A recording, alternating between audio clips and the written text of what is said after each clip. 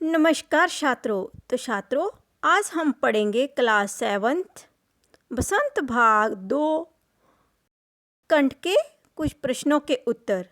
तो dear students, video पूरा last तक देखना, क्योंकि इसमें इस पाठ के जो आपके एनसीईआरटी के अभ्यास नीलकंठ पाठ के अभ्यास हैं वह अच्छे तरीके से समझाए गए हैं। ठीक है, आपकी परीक्षा के लिए उपयोगी सिद्ध होंगे ये प्रश्न। जब आपको इन प्रश्नों के उत्तर का भी अर्थ समझ में आ जाएगा तो डियर स्टूडेंट्स, शुरू करते हैं। मोर मोरनी के नाम किस आधार पर रखे गए? किस आधार पर रखे गए थे मोर मोरनी के नाम? पता है आपको? तो मोर मोरनी के नाम बच्चों, मोर की गर्दन नीली थी, इसीलिए उसका नाम क्या रख दिया? नीलकंठ रखा गया। जबकि मोरनी मोर के साथ साथ रहती थी, अतः उसका नाम राधा रखा गया, क्योंकि कृष्ण जो थे राधा के साथ रहते थे ना। उसी प्रकार मोर जो था, मोरनी जो थी वह मोर के साथ रहती थी, तो मोरनी का नाम क्या रख दिया पाठ में? राधा। ठीक है, नेक्स्ट प्रश्न। जाली के बड़े घर में पहुंचने पर मोर के बच्चों का किस प्रकार स्वागत हुआ? जब मोर के बच्चों को जाली के बड़े घर में पहुंचाया गया तो उसका स्वागत किस प्रकार हुआ था? पाठ के माध्यम से बताइए। मोर के शावकों को जाली के बड़े घर में पहुंचाया गया तो दोनों का स्वागत ऐसे किया गया जैसे नववधू मीन नई नवेली दुल्हन के आगमन पर किया जाता है। कैसे किया गया बच्चों मोर के शावकों का जाली के बड़े घर में स्वागत? जैसे हमारे घर में कोई शादी होती है तो नई वधू आती है ना, उसका स्वागत किया जाता है। तो उसी प्रकार नववधू मीन नई दुल्हन, नववधू मीन नई दुल्हन के आगमन मीन आने पर किया जाता था, उस प्रकार किया गया। लक्का कबूतर नाचना छोड़ उनके चारों ओर घूम घूम कर घुटर घू करने लगा, और जो कबूतर था वह क्या करने लगा? उनके चारों ओर घूम घूम कर घुटर घू करने लगा। जिस प्रकार से नई नई नई बहू घर में आती है, उसके बाद लोग नाचते हैं ना, उसी प्रकार वह भी नाच रहा था कबूतर। शावकों के आने पर कबूतर बड़े खरगोश गंभीर भाव से कतार में बैठकर उन्हें देखने लगे। अब जो बड़े हो गए थे खरगोश, वह गंभीर थे, सीरियस थे। गंभीर होता है सीरियस, सीरियस विचार से, भाव से वह कतार होती है पंक्ति, लाइन में बैठकर उन्हें देखने लगे। छोटे खरगोश उनके आसपास उछल कूद कर मचाने लगे। मीन बड़े लोग तो बैठ जाते हैं और बच्चे क्या करते हैं? उसके आसपास उछल कूद करना शुरू कर देते हैं। ऐसा ही होता है ना। तो वे पूरा ही शादी वाला माहौल हो गया। उसी तरह से उनका स्वागत हुआ मोर के शावकों का। तोते एक आंख बंद करके उन्हें देखने लगते हैं। और तोते क्या करते हैं? कैसे देखते हैं? एक आंख बंद करके। ठीक है। तो प्रश्न 3, लेखिका को नीलकंठ की कौन कौन सी चेष्टाएं बहुत भाती थी? चेष्टाएं मीन भंगिमाएं। चेष्टाएं जो होती हैं वो अलग अलग प्रकार के नाचते हैं, अलग अलग तरह की क्रियाएं करते हैं, चेष्टाएं, है ना। तो वो लेखिका को कौन सी, मोर की कौन सी पसंद थी? लेखिका किन चेष्टाओं को पसंद करती थी? नीलकंठ में देखने में बहुत सुंदर था बच्चों। नीलकंठ जो था बहुत ही सुंदर था देखने में। वैसे तो उसकी हर चेष्टा ही अपने आप में आकर्षक थी। वैसे तो वो जो भी जैसे नृत्य करता है, चेष्टा होती है, जो भी क्रियाएं करता है वो हम देखते हैं उनको कि क्या क्या कर रहा है ना। तो जो होती तो सारी आकर्षक है, लेकिन महादेवी कौन है? इस पाठ की लेखिका को निम्न प्रकार की जो चेष्टाएं थी अत्यधिक भाती थी। भाती मीन अच्छी लगती थी। क्या लगता था अच्छा महादेवी वर्मा को? मोर की गर्दन ऊंची करके देखना, ऐसे ऊंची करके जब वो काम लगी होती मोर ऊंची गर्दन करके देखता है। फिर विशेष भंगिमा के साथ गर्दन नीची कर दाना चुगना, फिर ऐसे बड़े तरीके से गर्दन को घुमाकर दाना भी चुगता है ना। तो आपने भी देखा होगा, आपके आसपास होता होगा कहीं मोर, तो देखना उसको आप भी कभी मौका मिले तो। पानी पीना, उसका पानी पीना भी अनोखा ही तरीके से लगता है। फिर ये लेखिका को पसंद था कि कैसे वो पानी पीता है। फिर गर्दन को टेढ़ी में करके शब्द सुनना, मेघों की गर्जन ताल पर उसका जो इंद्रधनुष के गुच्छे, जैसे इंद्रधनुष जैसे लगते हैं ना पंख, अलग अलग रंग के जैसे पंखों को मंडलाकार में बनाकर उसको क्या करता है, तन्मय नृत्य करना, मीन पूरे गोला अर्ध गोलाकार बना देता है वो और फिर नाचता है। तो ये जो ऐसा करता था जब, तो लेखिका बहुत प्रसन्न होती थी, उसको बहुत अच्छी लगती थी ये सारी चेष्टाएं। महादेवी वर्मा के हाथों से हौले हौले चने उठाकर खाना। महादेवी के महादेवी क्या करती थी, कई लोग पंछियों को खाना दाना कैसे दे देते हैं, अपने हाथ पे रख देते हैं, पंछी अपने आप चुगते रहते हैं। देखा होगा, जो डरते नहीं हैं वो ऐसे ही करते हैं ना। हमें डर लगता है कि वो काट लेंगे, परंतु नहीं, वो दाना ही खाते हैं। महादेवी के सामने पंख फैलाकर खड़े होना, फिर वो महादेवी वर्मा के आगे जो है पंख फैलाकर खड़े हो जाता था। तो ये सारी जो बातें थी किसको पसंद थी, लेखिका को। ये सारी बातें कौन करता था पाठ में, नीलकंठ। नीलकंठ किसका नाम था, मोर का नाम था। इस आनंदोत्सव, आनंद मीन खुशी का माहौल, कि रागिनी में बेमेल स्वर कैसे बज उठा, वाक्य किस घटना की ओर संकेत कर रहा है। अब पाठ में एकदम से क्या हुआ था, इतना आनंद वाला उत्सव था, त्यौहार वाला खुशी वाला मौका था, और उसी में क्या किसकी रागनी, कोई तुक ही नहीं, बेमेल मीन उसका होने का कोई पता ही नहीं था। स्वर कैसे बज उठा, वाक्य किस घटना की ओर संकेत कर रहा है, क्या घटना हुई थी पाठ में। आइए उत्तर के माध्यम से जानते हैं कि क्या घटना हुई थी। इस आनंदोत्सव में कि रागनी में बेमेल स्वर कैसे बज उठा, कब बज उठा था, ये वाक्य उस घटना की ओर संकेत कर रहा है जब लेखिका ने बड़े मियाँ से एक अधमरी मोरनी खरीदी। ये जो वाक्य है वो कब हुआ था, ये इस घटना का संकेत जो है वो कब हुई थी ये घटना, जब लेखिका ने क्या किया था, बड़े मियाँ से क्या खरीदा था, एक अधमरी मोरनी खरीदी और उसे घर ले गई। और उस अधमरी मोरनी को ही लेखिका जो थी क्या है, घर ले आए। उसका नाम क्या रख दिया, कुब्जा रखा। मोरनी का नाम क्या रख दिया, कुब्जा। उसे कुब्जा मीन जिसको कुब होता है पड़ा हुआ पीठ पर, है ना, उसी प्रकार दिखती होगी, तो उसे उसका नाम उसका कुब्जा रख दिया। उसे नीलकंठ और राधा का साथ रहना नहीं भाया। नीलकंठ और राधा का साथ साथ रहना उसको पसंद नहीं आया।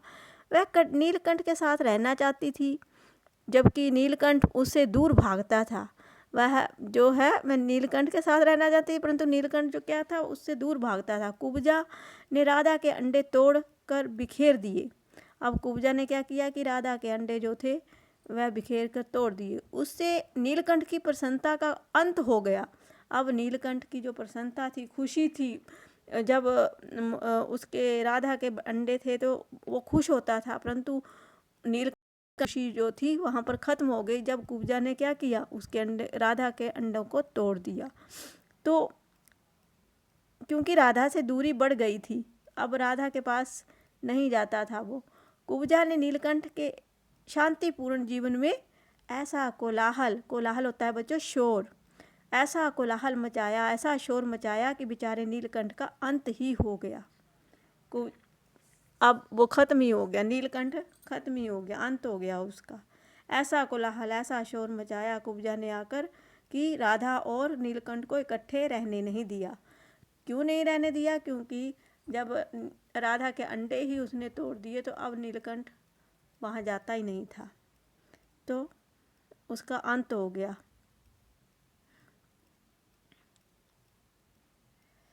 बसंत ऋतु में नीलकंठ के, कौन सी ऋतु में नीलकंठ क्या करता है? नाचता है। बसंत ऋतु में ना, बसंत ऋतु में नीलकंठ के लिए जाली घर में बंद रहना असहनीय मीन सहन से बाहर क्यों हो जाता था? क्यों असहनीय हो जाता? वो सहन नहीं कर पाता था उस जाली घर में बंद रहना, उसको पसंद नहीं था वो। क्यों नहीं था?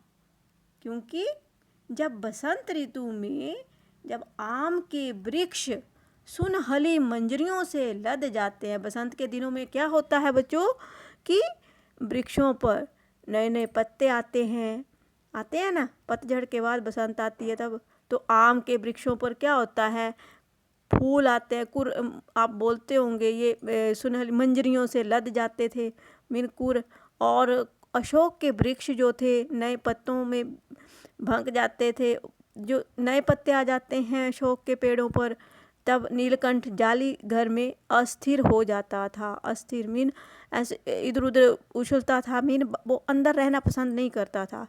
वह बसंत ऋतु में किसी घर में बंदी होकर नहीं रह सकता था। बसंत ऋतु जब आती है तो सारे पक्षी जो क्या होते हैं, चहचहाते हैं और वृक्षों पर बैठते हैं, तो उनको बंद रहना जो था अच्छा नहीं लगता था। तो उसे पुष्पित और प्रज्वलित पल्लवित वृक्ष भाते थे। उसको जो फूलों से भरे हुए वृक्ष और पत्तों से भरे हुए वृक्ष जो थे बहुत ही पसंद थे। भाते मीन पसंद थे। तब वह उसे बाहर छोड़ देना पड़ता था। फिर उसको क्या करती थी लेखिका, उसको बाहर छोड़ देती थी। जब वह छटपटाता था अंदर तो मोर को वह छोड़ देती थी खुला। जाली घर में रहने वाले सभी जीव एक दूसरे के मित्र बन गए थे, पर कुब्जा के साथ ऐसा संभव क्यों नहीं हो पाया? अब जाली घर में जितने भी पक्षी रह रहे थे वो एक दूसरे के मित्र बन गए थे, जानवर रह रहे थे वो सारे एक दूसरे के मित्र बन गए, परंतु बच्चों कुब्जा जो थी, कुब्जा के साथ ऐसा संभव क्यों नहीं हो पाया? कुब्जा क्यों नहीं बन पाई एक दूसरे की दोस्त? तो जाली घर में रहने वाले सभी जीव जंतु एक दूसरे के मित्र बन गए, पर कुब्जा के साथ ऐसा संभव नहीं हो पाया। वो ऐसा नहीं कर पाई क्योंकि कुब्जा किसी से मित्रता करना नहीं चाहती थी। होते हैं ना, कई बच्चे भी होते हैं कि जो किसी अकेले रहना पसंद करते हैं, मित्रता पसंद नहीं करते हैं। उसी प्रकार जानवरों में भी कुछ ऐसे होते हैं कि जो अकेले रहना पसंद करते हैं, मित्रता पसंद नहीं करते, मित्रता करना नहीं चाहती थी। वह सबसे लड़ती रहती थी। कुब्जा क्या करती थी? सबसे लड़ती रहती थी। उसे केवल नीलकंठ के साथ रहना पसंद था। सिर्फ कुब्जा को सिर्फ कौन पसंद था? नीलकंठ। और नीलकंठ को कुब्जा पसंद नहीं थी तो वो तो दूर भाग जाता था। तो कुब्जा चाहती थी कि वह नीलकंठ के साथ रहे, परंतु उसके साथ दोस्ती हुई नहीं और औरों के साथ भी नहीं हुई। वह और किसी को उसके पास नहीं जाने देती थी। किसी को उसके साथ देखते ही वह चोंच से मारना शुरू कर देती थी। जो भी नीलकंठ के पास जाता था ना तो कुब्जा उसको चोंच मारना शुरू कर देती थी। मीन उसको पसंद नहीं था कि अगर मेरा दोस्त नहीं बन सकता, ऐसे बच्चों में भी होता है, अगर मेरा दोस्त नहीं बन सकता तो उसका क्यों, है ना। तो ये भावना उसमें थी, कुब्जा में। वह दोस्त नहीं बना पाई तो सबकी वह दुश्मनी बनी रही। चोंच मारती उनको, दूसरे जानवरों को। नीलकंठ ने खरगोश के बच्चे को सांप से किस तरह बचाया? अब नीलकंठ ने पाठ में खरगोश के बच्चे थे तो उसको सांप से भी बचवाया, क्योंकि नीलकंठ क्या था, सबकी सहायता करता था वो, है ना। तो वो नीलकंठ इस घटना के आधार पर, कौन सी घटना के आधार पर? खरगोश के बच्चे को सांप से किस तरह बचाया, है ना, ये घटना हुई थी। तो नीलकंठ के स्वभाव की विशेषताओं का उल्लेख कीजिए। अब नीलकंठ पाठ में आपने सब एक एक चीज़ पढ़ी हुई है, सिर्फ उसको सीक्वेंस में कैसे लिखना है वही आपको करना है। तो उसके मोर के स्वभाव की विशेषताएं बतानी है। तो एक बार अब पहले स्टोरी बता देते हैं कि क्या हुआ था। एक बार एक सांप जाली घर के भीतर आ गया। जब सब जीव जंतु भागकर इधर उधर छिप गए। केवल एक शिशु खरगोश, शिशु होता है बच्चा, छोटा बच्चा खरगोश, सांप की पकड़ में आ गया। अब सांप ने उसे निगलना चाहा, निगलना मीन खाना चाहा, और उसका आधा पिछला शरीर मुंह में दबा लिया। अब छोटा सा बच्चा था, वो किसका था, वो खरगोश का। तो सांप ने उसको आधा मुंह में डाल, पिछला हिस्सा जो था उसका दबा लिया था। नन्हा खरगोश धीरे धीरे ची ची कर रहा था। सोए हुए नीलकंठ के दर्द भरी व्यथा सुनी। जब नीलकंठ सोया हुआ था तो उसको दर्द भरी आवाज़ सुनाई दी। तो वह अपने पंख समेटता हुआ झूले से नीचे आ गया। अब वो झूले में बैठता होगा, तो वह अपने पंखों को समेट कर इकट्ठे करके नीचे आ गया। अब उसने बहुत सतर्क होकर सांप के फन के पास पंजों से दबाया। अब बहुत ही सतर्क होकर मीन बहुत ही चौकन्ना रहकर उसने क्या किया, सांप के फन मारा हुआ था ना, उसने फन के पास पंजों से दबाया और फिर अपनी चोंच से इतने प्रहार उस पर किए कि वह अधमरा हो गया। अब जिनके मोर और सांप तो दुश्मनी होते हैं ना, मोर खा जाता है सांप को। तो उसने क्या किया, उसको अधमरा कर दिया, मीन आधा मरा हुआ ऐसे चोंच मार मार के और फन पकड़ ढीली होती ही खरगोश का बच्चा जो था मुख से निकल गया। अब जैसे ही वो उसको चोंच मार रहा है तो उससे उसकी पकड़ क्या हो गई, ढीली हो गई। जो बच्चा उसने मुंह में डाला हुआ था खरगोश का, उसकी पकड़ जो थी ढीली हो गई। तो इस प्रकार नीलकंठ ने खरगोश के बच्चे को सांप से बचाया। अब इस प्रकार बचा दिया उसने, नीलकंठ ने खरगोश के बच्चे को सांप से। तो फिर आगे उसकी जो विशेषताएं हैं मोर की, इस घटना के आधार पर ही नीलकंठ के स्वभाव का पता चला ना। जो विशेषताएं उभर कर आती हैं वो कौन कौन सी हैं, सतर्कता, जाली घर के ऊंचे झूले पर सोते हुए भी उसे खरगोश की कराह सुनकर ये शक हो गया। मीन कराह मीन दर्द भरी आवाज़, कराह क्या होता है, दर्द भरी आवाज़। आपको भी कोई दर्द होता होगा तो ये कराहते हैं ना, सर दर्द होता है, पेट दर्द होता है, हाय हाय करते हैं। उसी प्रकार जानवर भी आवाज़ बदल जाती है जब उनको कुछ तकलीफ़ में होते हैं। तो ये शक हो गया कि कोई प्राणी कष्ट में है। वह झट से झूले से नीचे उतरा। ये सतर्क है, एकदम से नहीं आया, वो सतर्कता पूर्वक आया। फिर दूसरी विशेषता क्या आ गई इसमें, वीरता। वीर था, नीलकंठ वीर प्राणी है। वो कैसा प्राणी है, वीर प्राणी है। अकेले ही उसने सांप से खरगोश के बच्चे को बचाया और सांप के 2 खंड मीन टुकड़े करके अपनी वीरता का परिचय दिया। उसने अकेले ही, और जानवरों को नहीं उठाया, उसने अकेले ही उस सांप के 2 टुकड़े कर दिए। अब उससे इस भाव से पता चलता है कि मोर जो था, नीलकंठ जो था, वीर था और कुशल संरक्षक। मीन वह कुशल संरक्षक भी था, मीन दूसरों की वो रक्षा करता था, दूसरे जानवरों की एक अच्छा संरक्षक सिद्ध हुआ। खरगोश को मृत्यु के मुंह से बचाकर उसने सिद्ध कर दिया कि वह एक कुशल संरक्षक है, मीन उनकी रक्षा करने वाला। उसके संरक्षण में किसी प्राणी को कोई भय ना था। अब जब तक मोर था तो कोई भी किसी भी प्राणी को वहाँ पर कोई डर नहीं था, क्योंकि वह सबसे बड़ा था वहाँ पर, तो वो सबकी रक्षा करता था। तो इस प्रकार बच्चों आपको ये मोर की विशेषताओं के बारे में पता चल गया होगा। आप आसानी से अपने पेपर में लिख सकते हैं, बता सकते हैं। 1-2 बार वीडियो को रीड करना, सुनना ध्यान से, तो आपको अपने आप ये स्टोरी जो है समझ में आ जाएगी। कई बार हमें पढ़ने से नहीं, सुनने से ही याद हो जाता है। इसीलिए मैं ये वीडियो जो है आपके मदद के लिए डाल रही हूँ। तो अब आते हैं आगे। तो होता है आपकी बुक में अनुमान और कल्पना, वो आपको खुद ही करने होते हैं, बच्चे की क्या सोचते हैं उनके बारे में। अब भाषा की बात में देखते हैं कि क्या है।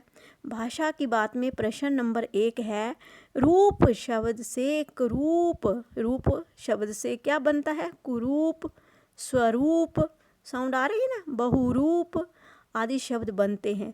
इसी प्रकार नीचे लिखे शब्दों से अन्य शब्द भी बनाओ। अब रूप से क्या बना, कुरूप, कुरूप होता है असुंदर, है ना, जिसका रूप देखने रूप वाला रूप ना हो। स्वरूप, अपना स्वरूप। बहुरूप मीन बहुत सारे रूप।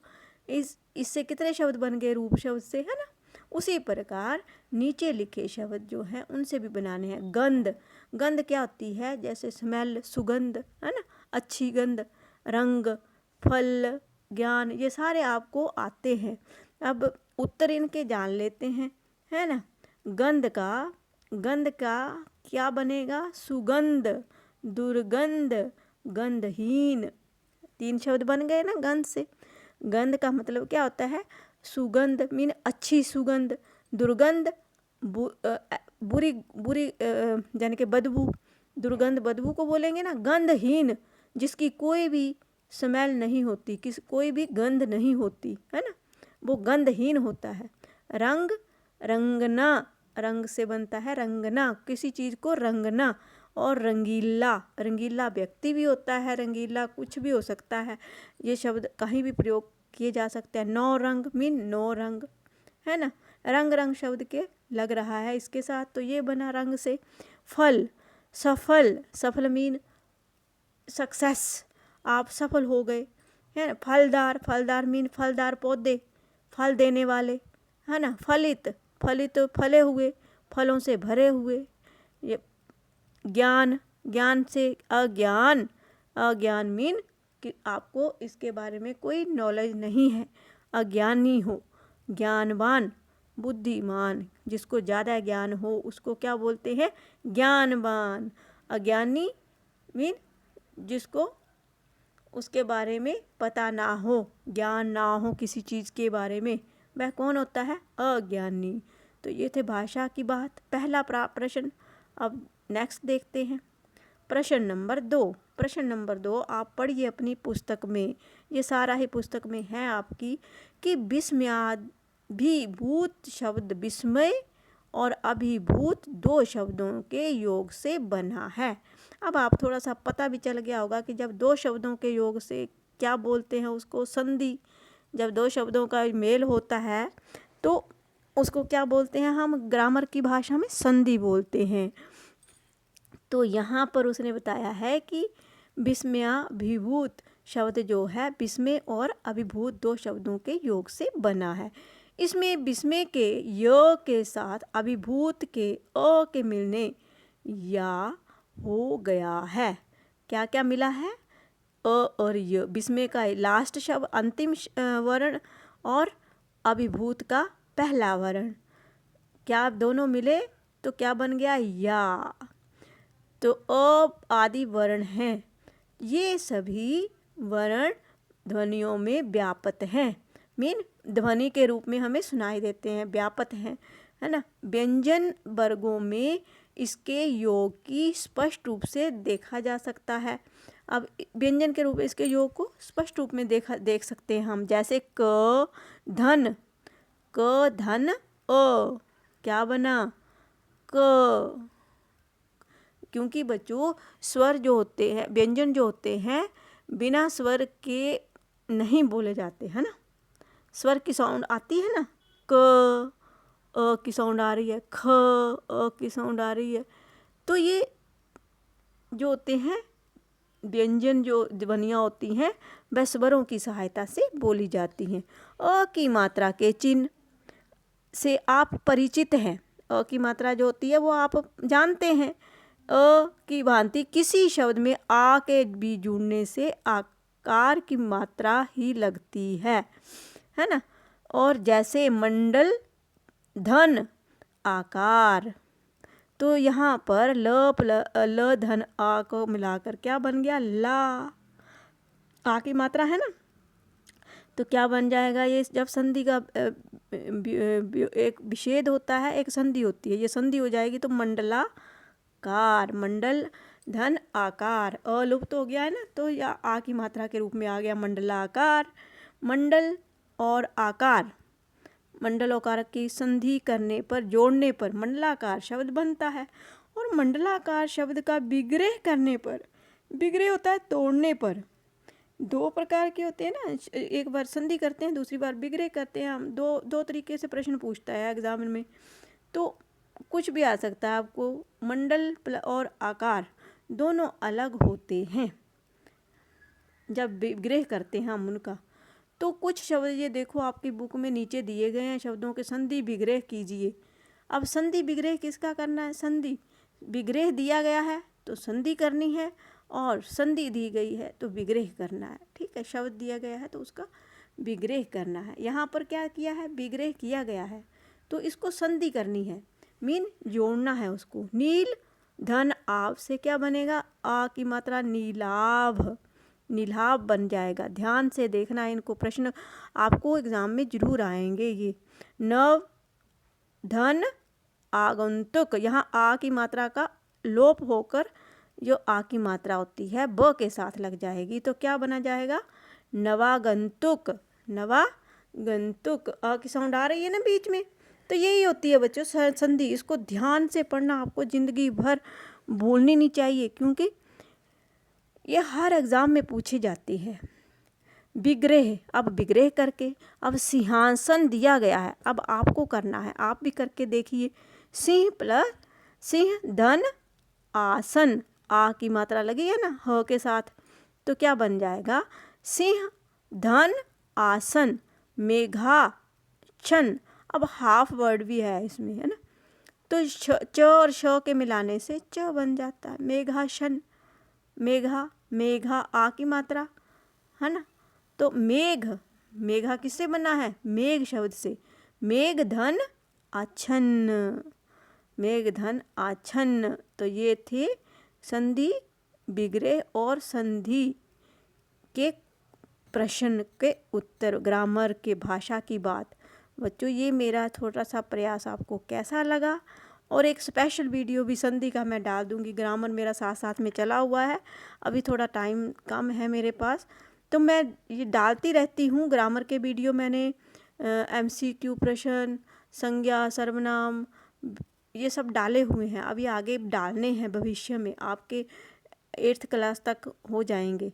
तो आप इस चैनल पर इसी प्रकार बने रहिए। मेरा ये छोटा सा प्रयास आपको कैसा लगता है कमेंट करके ज़रूर बता दिया करो, और अपने दोस्तों में भी शेयर कर दिया करो। थैंक प्यारे बच्चों, जिन्होंने मेरे चैनल को अभी तक सब्सक्राइब नहीं किया है, मेरे चैनल को सब्सक्राइब कर दें ताकि आपको मेरे आने वाली वीडियो का नया नोटिफिकेशन मिल सके। लाइक और शेयर भी जरूर कर देना।